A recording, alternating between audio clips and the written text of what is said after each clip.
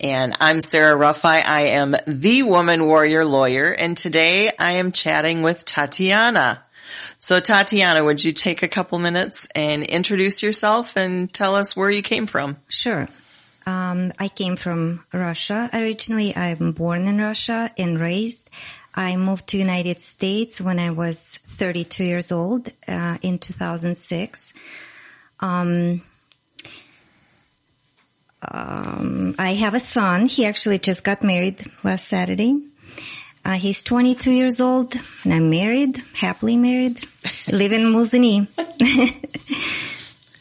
So growing up in Russia, what did you want to be? Well, it's funny because my first dream was to be an English language teacher. It's kind of like life irony, or how you call it. Deja vu. Right, yeah. I would never think that I would move to United States, but then of course growing up, my plans were changing like any kid. I wanted to be a librarian. I wanted to be a hairdresser. And then when I was done with high school, I went to college, and I actually have a law degree. I went to International Institute of Economics and Law in Moscow, and I was graduated in 1997. Did you ever practice law? Well, yes and no. It was not like a law practice, but I worked for a company, building company, and I was doing contracts and kind of like watching how people follow. If they're breaching, then I would represent the company in court. So that's what I did. Yeah. And what prompted you to move to the United States? Well, the life in Russia, in Soviet Union, I should say, because I grew up in Soviet Union. It was always like not me. You know, it was not my environment, because growing up since I was, in third grade, and they would take us to pick up potatoes, and they would promise us to pay.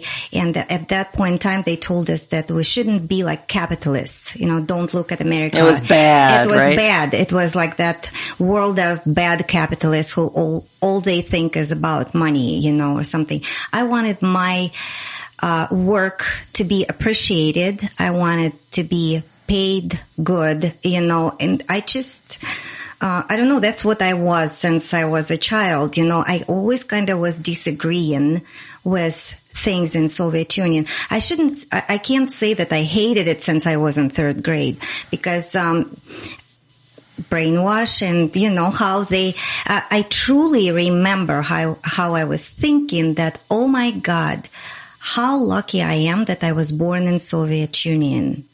That what if I would be born in America or somewhere else? It was like scaring me, But then growing up, going to college, and trying to make your life the way you want, and it seemed it's always was something on your way, like the whole system. So when I moved to United States, I actually was very happy. Well, first year, I shouldn't say the first year was very challenging because I didn't have language. I didn't know anybody. And at that time, it was 2006. We didn't have Skype, you couldn't talk to your parents. I was very lonely, but I had to build my life. I understood that it's better for my child here, and I went to college, State College of Beauty Culture.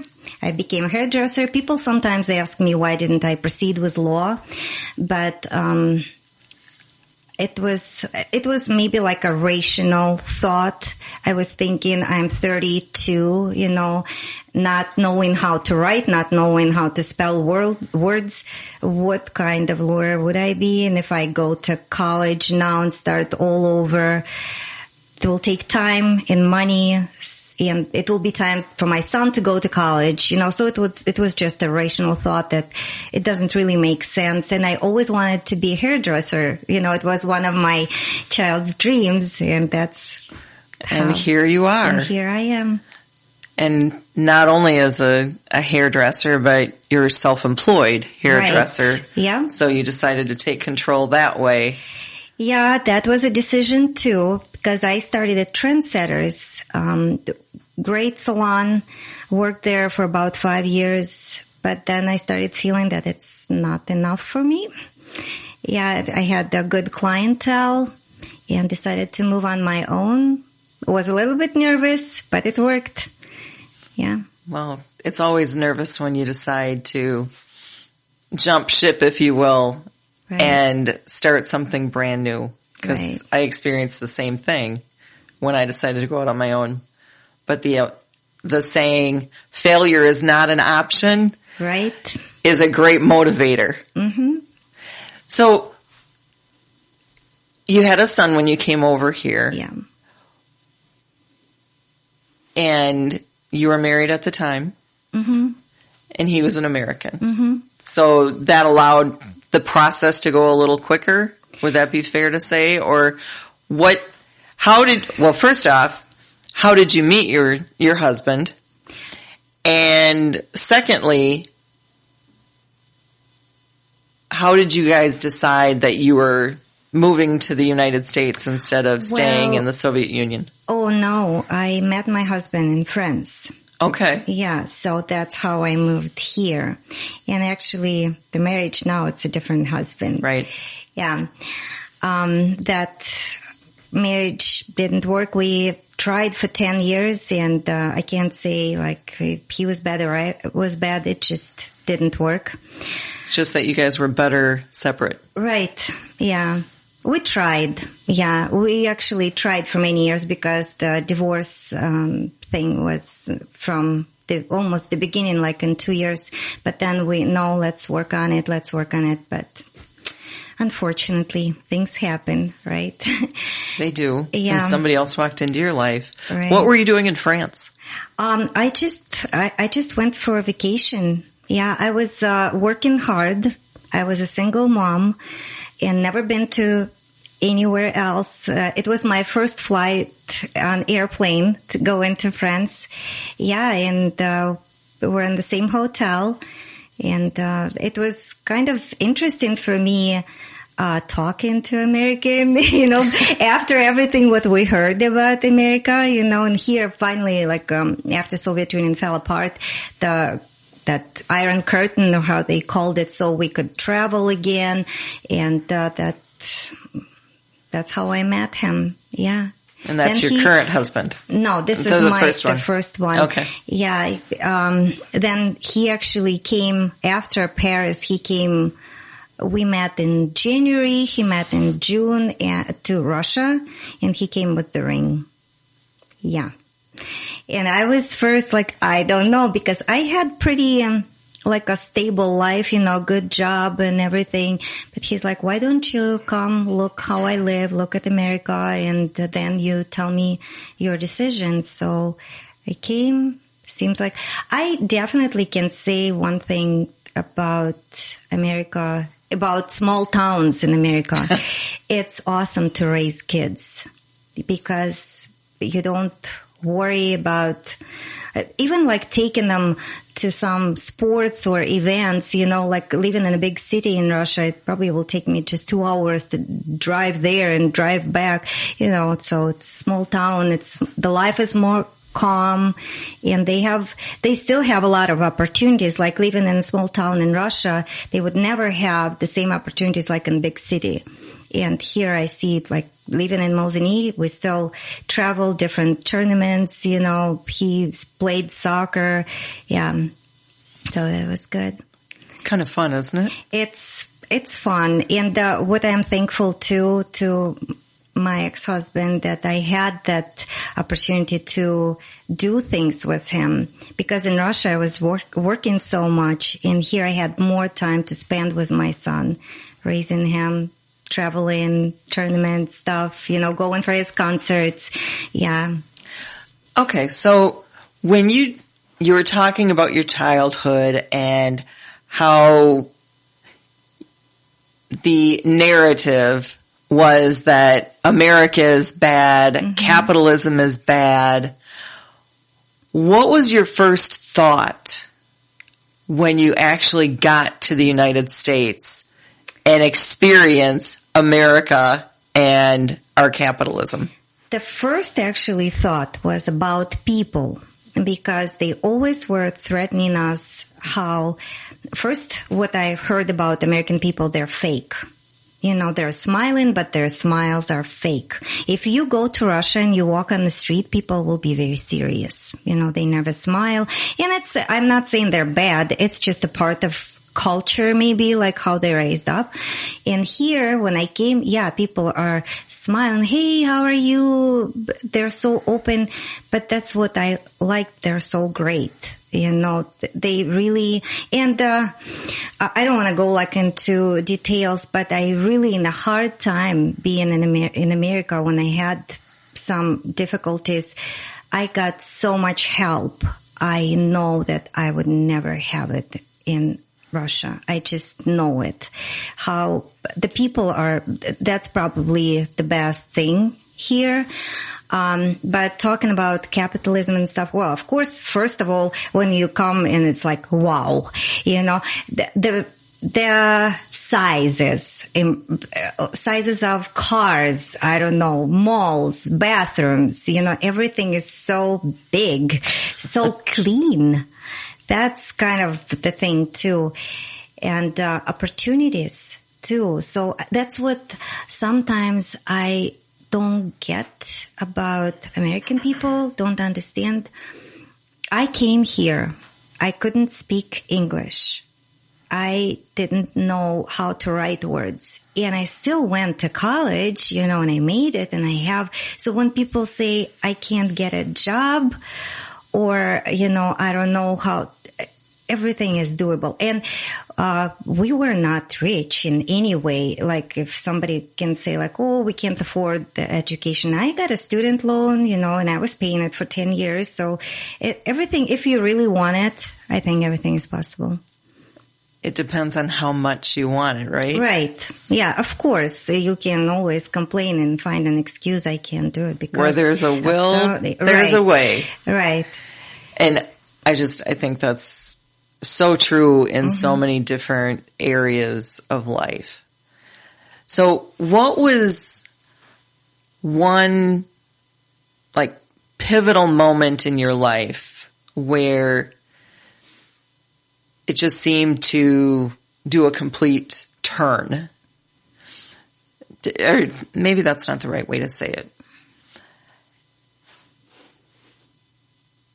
Can you think of any times in your life, growing up, you wanted to be an English teacher. You wanted to be a hairdresser. I'm guessing lawyer probably wasn't on your list. No. It wasn't on mine either. It kind of almost happened accidentally. How did it happen? Well, it was a very hard time at that time because I was graduated was 1991. That's when 1991, August, when everything collapsed. When was tanks on the streets in Moscow, the White House is on fire, and that's when I was graduated. So before then, it was Soviet Union. So before then, you could go to any college for free. Here, everything is changing, and it was I can go and talk about it hours and hours, how it was like people were losing everything. Life was changing in minutes, not even like days, months, or years. It was like you come today to the store and I know bread is $1. Next day you come, it's $5. Then they say this money is not money anymore. People would start putting them like a decoration in the house, so things were changing. The government is overthrown. So I had to make some decision because I couldn't already go to college for free, like it was not a government thing. It was private colleges. But my mom, thank my mom, because she actually was, at that time, okay, I'm 18 years old, and who thinks, right, like, oh yeah, I really need college. And my mom was like, look what's going on. You need an education. You have to.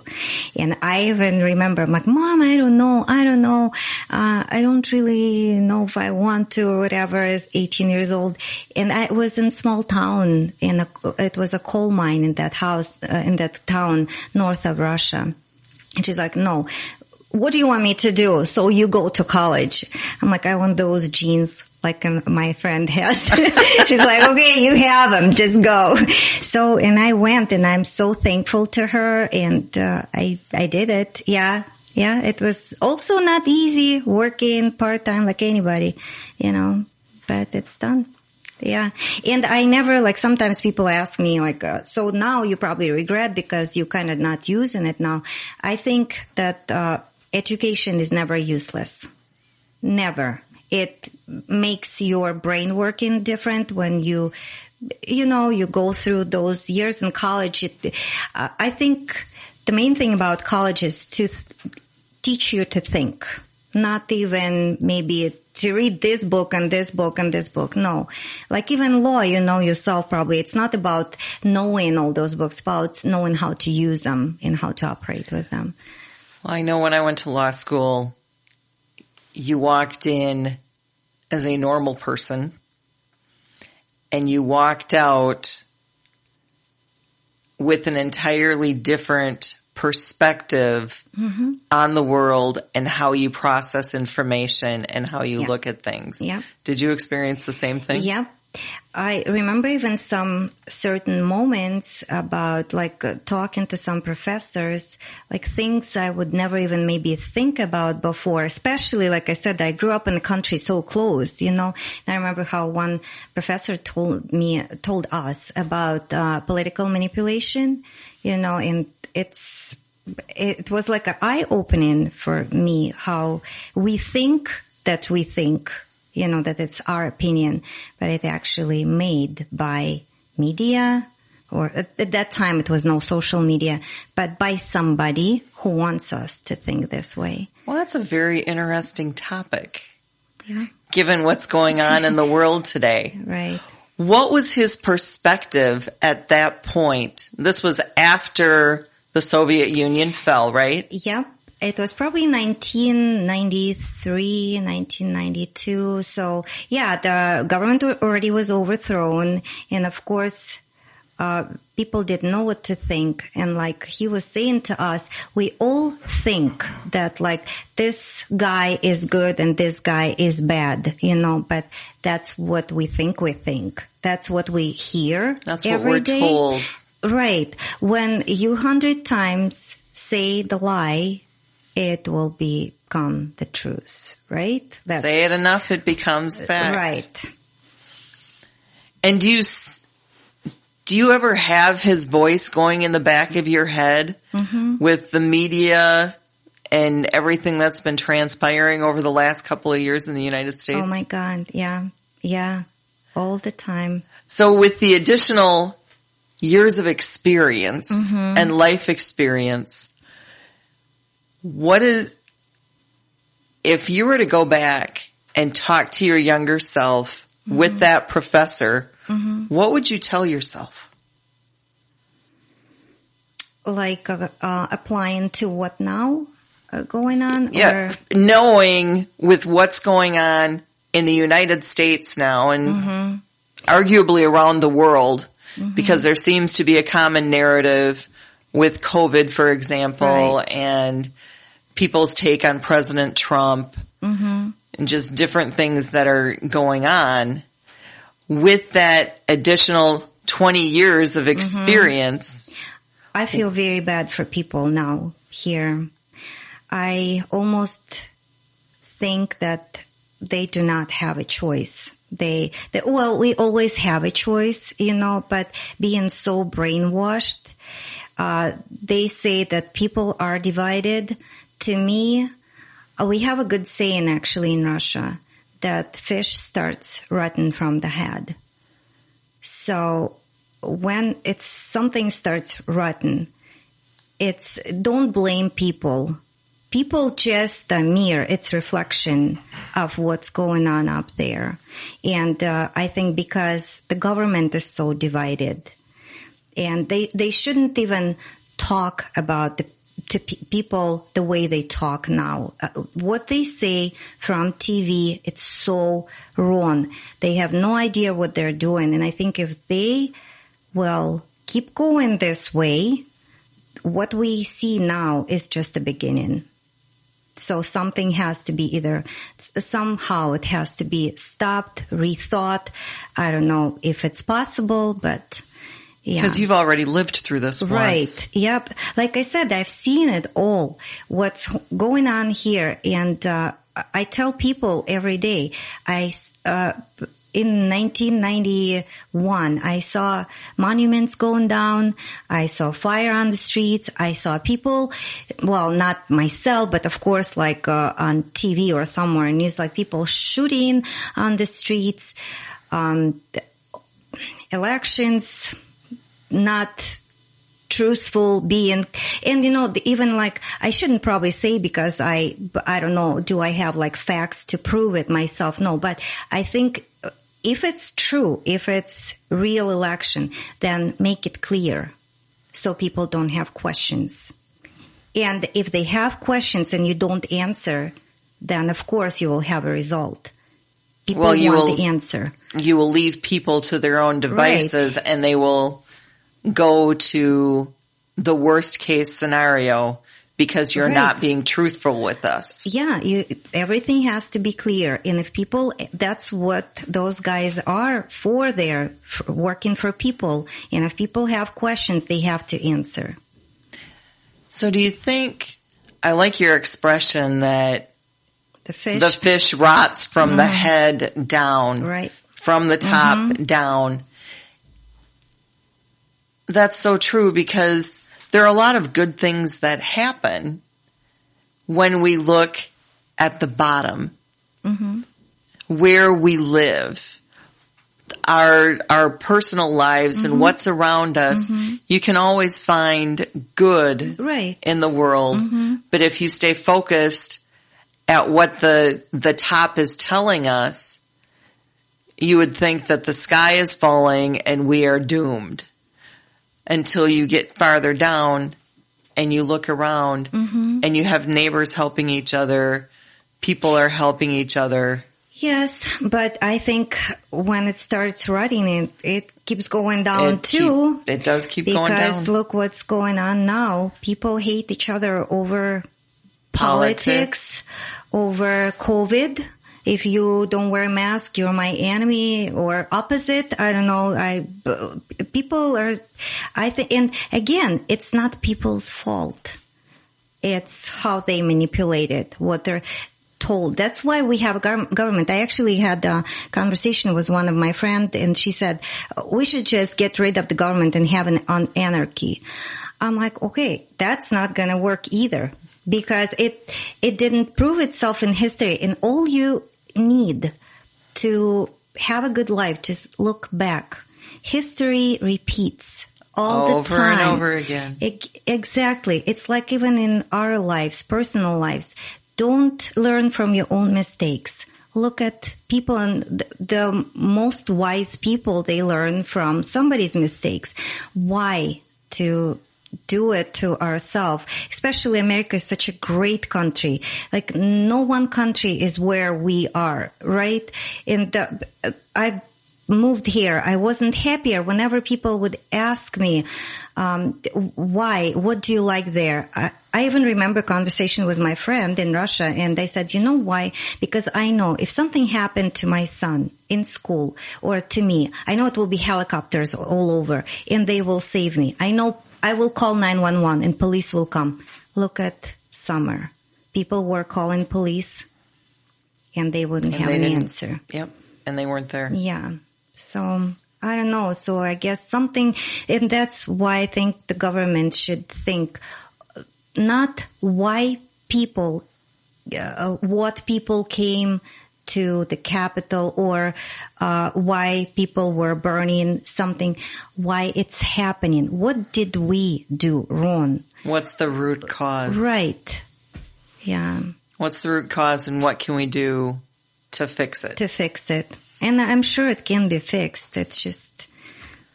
Well, how? if the top stopped focusing on division and started actually focusing on things that they have in common, because no matter how many differences people have, there are still certain things that you have in common. Right. We're still people. We are. You want to be loved. Yeah. You want to be safe.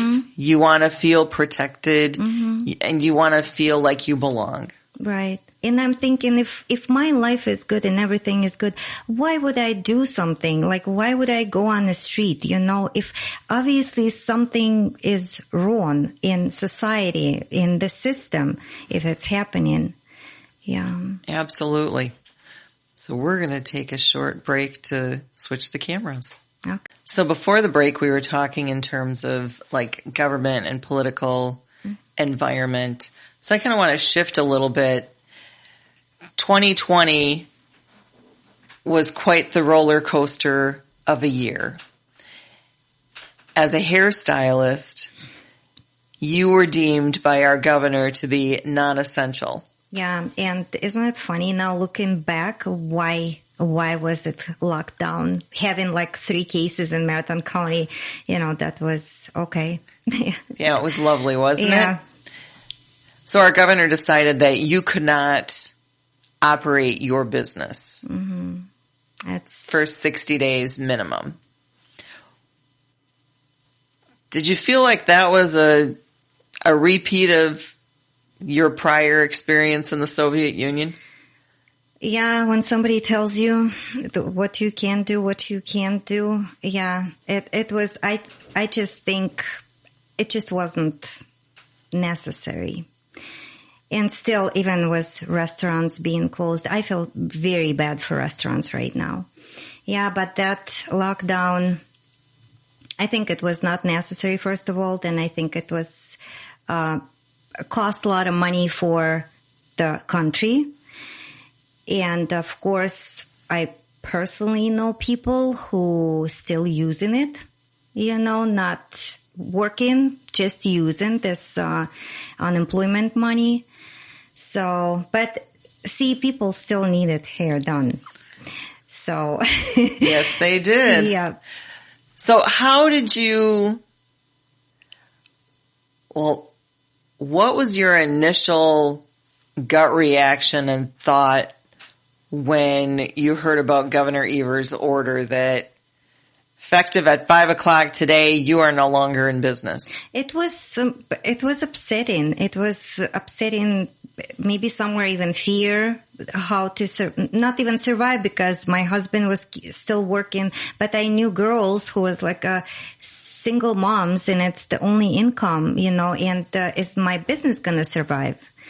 So it was upsetting. It was some anger too, you know, because watching Evers on TV with his hair well groomed, I'm like, so obviously that hair is done as somewhere, important. maybe in the bathroom. I don't know. His hair was more important than the rest of us, Right. kind of like the mayor in Chicago. Yeah, and I'll tell you my business, and I'm sure most of girls, most of hairdressers, we do take care of people. It's my maybe biggest concern, the health of my customers. So even now I wipe everything, and that's how I do all the time, you know, but with the COVID, it's even more, you know, cleaning. So far, I know in our salon, I don't have wood here to knock on the wood. Is it wood? Neither one of us had it. So obviously we're doing right. Yeah. Doing something right. Yeah. And is it necessary to close all hairdressers? I don't know. So, but some politicians also we know go to hairdressers. And that was actually very upsetting too. So why do you think you're number one or priority? Why are they above the law? Right. Yeah. Law is law. Obey the law. Anybody, right? Well, yeah. I would beg to differ that was actually an enforceable law, but. Yeah. Yeah. So yeah, that was very upsetting, but I don't know how, all of us, but we still did hair. So I don't know if I will go to jail for that after saying it, but people needed it done. Yeah. And like I said, all precautions, nobody got sick. Yeah. What lessons did you learn during that experience? What I learned that the life is very fragile. What you have, you think you have it forever. Everything is stable. But I learned that it's not, that anything can happen anytime. Like you think that you're doing good, the business is going good, but tomorrow booms and somebody just shut it down. Yeah. Like I said, is it necessary? Maybe, in their beliefs, but like I said, I don't think so. Nobody got sick at my place. Yeah. And we're almost a year into it, and right. Still nobody has gotten sick, right? Well, people have it, of course. I'm not saying that virus doesn't exist. It does exist, and the people die looking at statistics and numbers, but is it that bad? To me, I'm just curious, if we would count every flu case every year, where would we be? Just curiosity. Scared. I'm right. I'm not saying that I'm like 100% right. I'm like scientist and expert, but just interesting, because in my life, I'm 46 years old. I was never counted for flu. I never even went to the doctor with flu. So I'm right there with you. Yeah. And I'm not 46. I'm older than that. During the shutdown, you also figured out another avenue to earn some money. Yeah. You mean my teaching? So yeah. Your childhood dream right. of teaching English. Yeah. And I enjoy it so much. I just absolutely love it. Yeah. Actually, how it happened, my friend, she called me on the day of shutdown, and she's like, "Are you working?" I'm like, "Nope, we're closed. Can't." Yep. And she's like, "Oh, I was just gonna call you, schedule my haircut." I'm like, "Oh, just come to my house." She's my friend, right? Who can tell me right? anything? So she came and we started talking, and I'm like, "How's your job?" And she said, "Well, I actually have a different job. I'm teaching French online." And she said, "You can teach Russian." I'm like, "Okay, so tell me more about it." So she told me everything about the company, and I applied, and it's preply.com, so that's where I teach. Now I'm getting some other people, even from different sources. It's amazing job. I love it, love it, love it.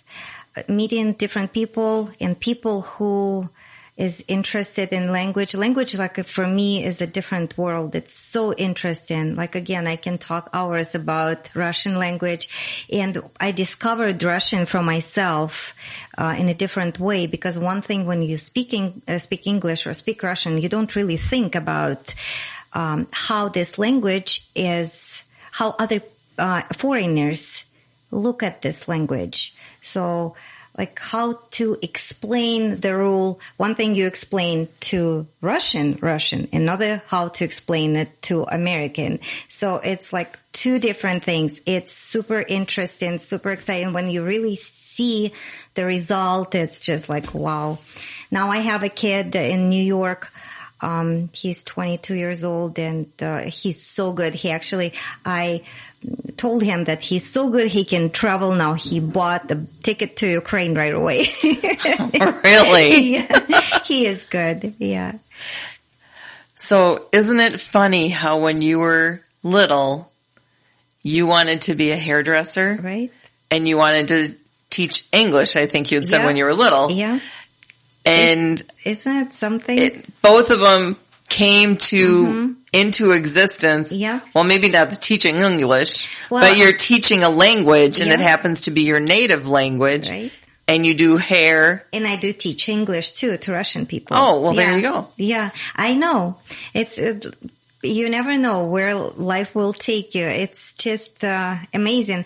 And another thing about English language, it's also like kind of like meant to be. I was in love with English since I started learning at school. How old were you when you started learning English? 4th grade. And it was... So it was required in school? Yes. And we had a choice. We had English, German, Italian in our school, and I picked English. And oh my God, I fell in love with the language. I don't know if you remember, it was a soap opera, American soap opera, Santa Barbara. That was the only one I actually watched in high school. They started showing it on TV, and of course we didn't have a lot of stuff on TV made in America, and they were showing, I did not care what they say, the meaning. I was listening to English behind how they pronounce, how they say it, how ladies dressed up. That's what I actually thought. It's funny. I thought that all America is like Santa Barbara, like New York, like Chicago. And then I come to a little town and you're like, Mosini. Where am I? I'm like, what? I didn't know that America is like that. Like little town, only church and school there and gas station. And a bar. Don't forget the bar. Right. That's kind of funny that you say that because we've hosted 34 exchange students in our house.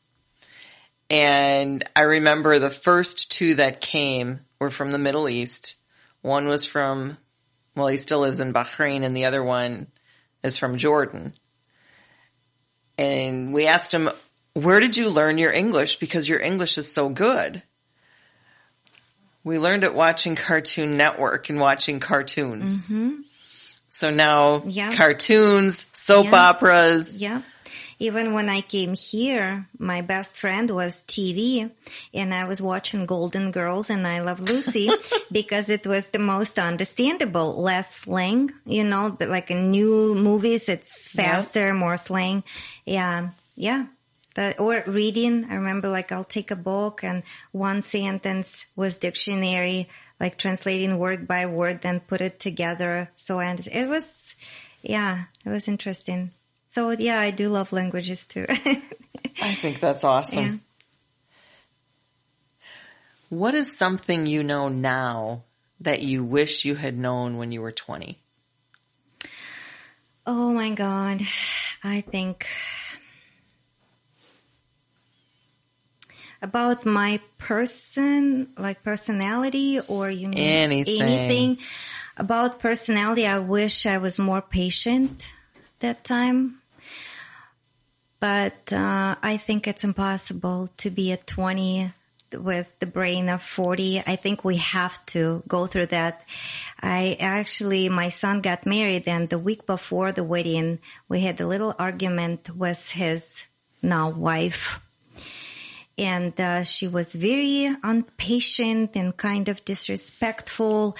And I was so upset with that argument. But then I'm like, I am a mother-in-law now. You're the dreaded mother-in-law. Right. I've been there when I was like her. And all I have to do is just wait when she grow up and learn on her own. Because I remember being just like her. I think we learn a lot. I think the biggest thing is the patience, wisdom, even with my marriages, I think that's how we learn, every marriage can be saved, but because I was in 20s and 30s first time, then oh no, that's it. That's enough. I am done. No, I think if you're patient, everything can be fixed. Well, I'm of the opinion that both parties in a marriage are 100% responsible for the marriage. Absolutely. And if somebody doesn't want to give 100%, the other person can't give more to make up for that deficiency. Right. Yeah, and of course it's like two sides of the story, but even going through divorce and after divorce, I can never say, oh, it's like his fault. No, it's me too. Yeah, but maybe another thing, what we should do with age, what we have to do, just learn from mistakes, just don't do the same thing. With age supposedly comes wisdom, right? Supposedly, not always. Yeah, what else I would know? I would like to know when I'm 20. I wish I met my husband now, who is now my husband earlier, but I think everything happens for a reason. Sometimes I'm looking back at my life and I'm thinking, what would I change? Nothing. Because that's what took me to this point. Because if I wouldn't have my first marriage, I wouldn't have my son. If I wouldn't meet my second husband, I wouldn't be in America. So everything happens for a reason. It happens for a reason, and it happens on time. Right. Yeah. So not our time necessarily, but it happens on time. Right. Yeah. And another thing, even bad things would happen in our life.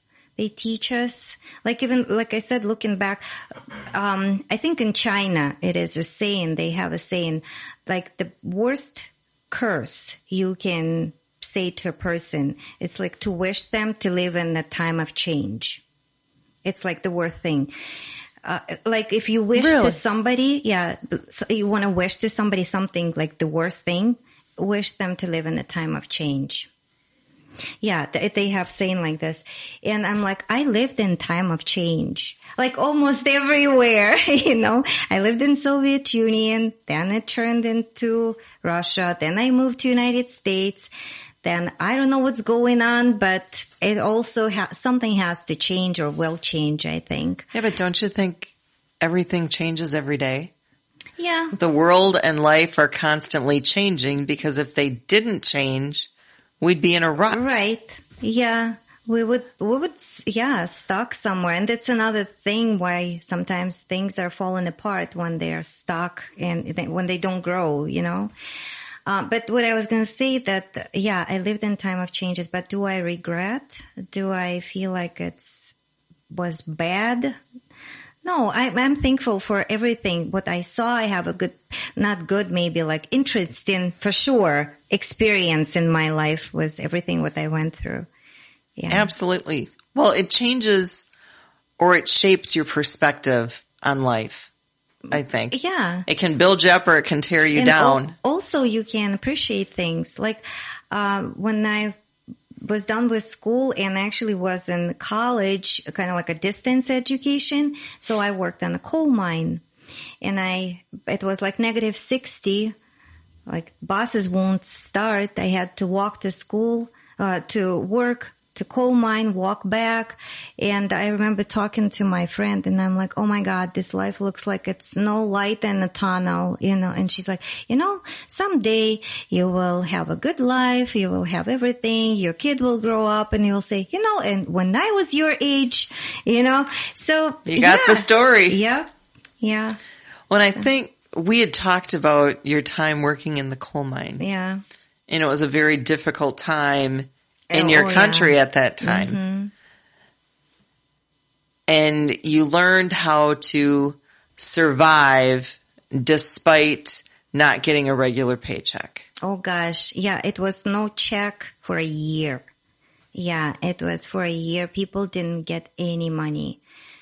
That was hard because people were still working to keep a job, but to get food, the, heads or bosses on the mine, they would give us like grain or noodles, and they would take it off the paycheck, but instead of taking like the price, they will put the price 10 times more, 20 times more. So, and someday they will say, oh, it's money today. Come on, let's get money. We go to the bank at 2:00 in the morning and people write numbers on their palms, that in the line. So because somebody will try to cut off, and get in line. And it was a crowd. It wouldn't work with COVID, definitely. Because no social distancing, oh my God, no. People were like, jammed there, and the screaming, arguing, and then the money's gone. It's over. People are upset. People committed suicide, a lot of them. And then, suddenly, let's say, people saving all their life, and, the bank is collapsed. It is none. It was hard, but I had to pay for college. And I remember that, they would, like I said, they would give us food toward the paycheck plus alcohol. Of course. And, some older ladies, they were not interested in alcohol. They were more interested in food. But my mom worked in the other mine, and she was getting food too. So I would take their alcohol toward food, like in exchange, and I would sell it at night. Yeah, that was crime, but I had to pay. It was capitalism. Well, yeah. It was being resourceful. But it was a crime. Yeah, it was, if I would get caught, but I had to pay for college. Yeah. So that's kind of had to do. Well, and it's all about human nature and doing what you need to do to survive and to accomplish your goals, right? To get an education. And if the government doesn't pay me for a year, but the college, they don't care. It has to be paid. Yeah. So how do you define success? Success, I think success is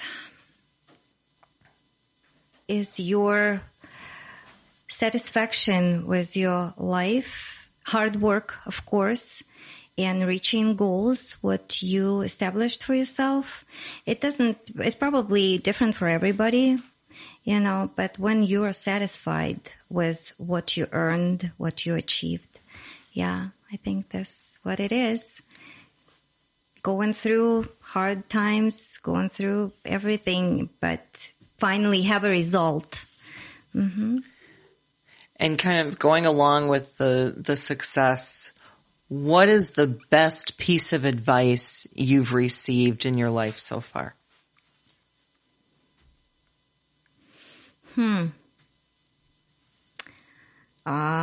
It's hard to say.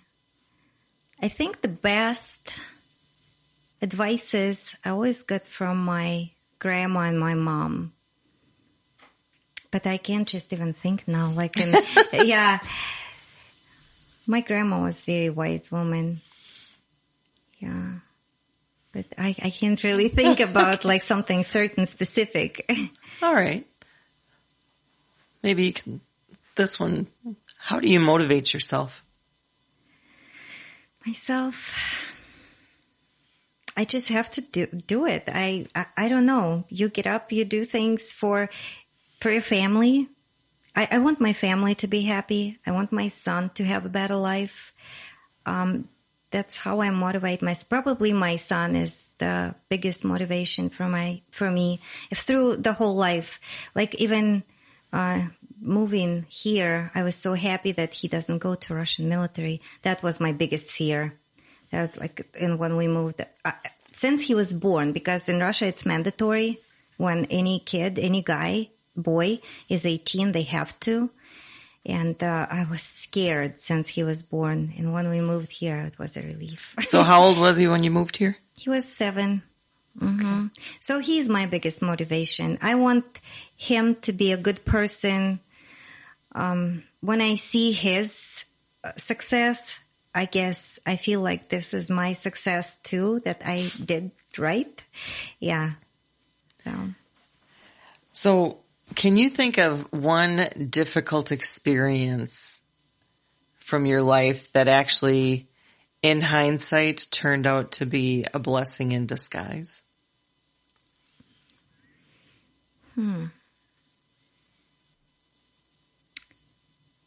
Something difficult. Well,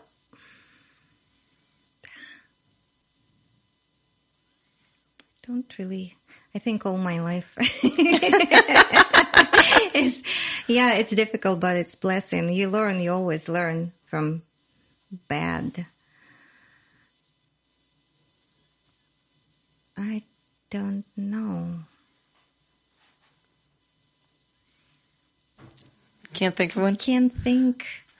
All right. Yeah. Well, here's a final question. What's one thing you would change about today's society? In America or just all in over general? the world? If you could snap your fingers and it would change, what's one thing that you would change?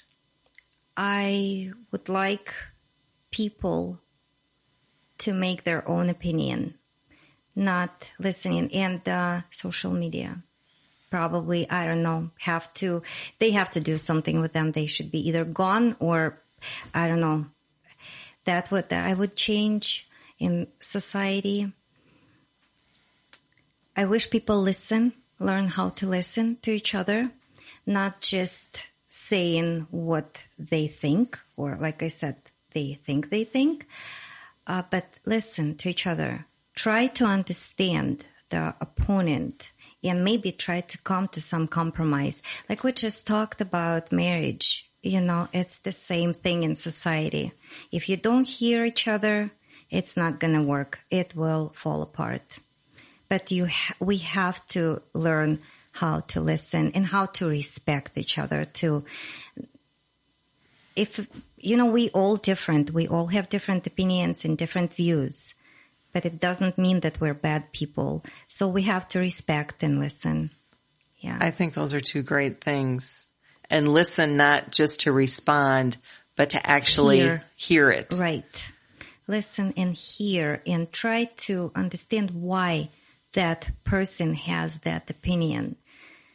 Because I don't like when people jump into like extremes, like even with COVID, for some reason we so divided in two extreme things.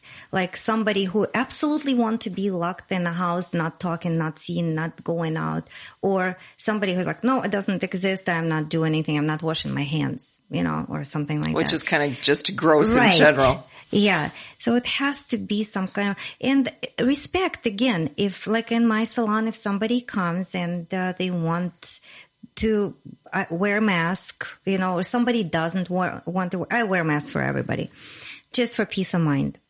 But if they don't want to, I respect their opinion. And I appreciate that too. Yeah. So it's like people have rights to think and have their opinion and have right to be heard. Right? Exactly. Yeah. I think those are great. That's great advice. And it's a great goal. Mm-hmm.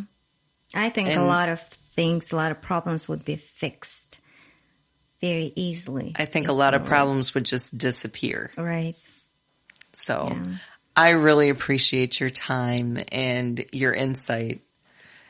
Yeah, thank you for inviting me. Absolutely. It was a very interesting experience. I've never been to a podcast before. Well, your perspective is refreshing, and it's fun hearing about different backgrounds and different cultures when you get moved from one to the next.